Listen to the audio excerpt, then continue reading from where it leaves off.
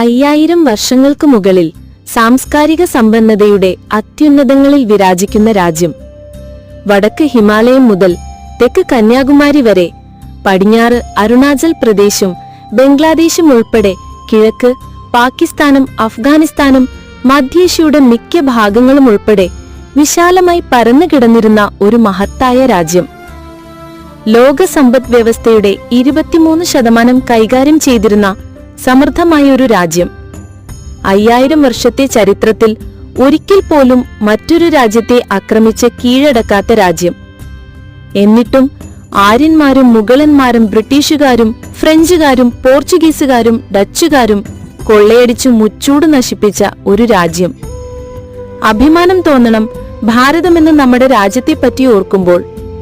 കയറി വന്നവരെയെല്ലാം സ്വീകരിച്ചവരെയെല്ലാം ചേർത്തു പിടിച്ച ഭാരതാംബയുടെ സ്വാതന്ത്ര്യലബ്ധിയുടെ 79ാമത് വാർഷികം.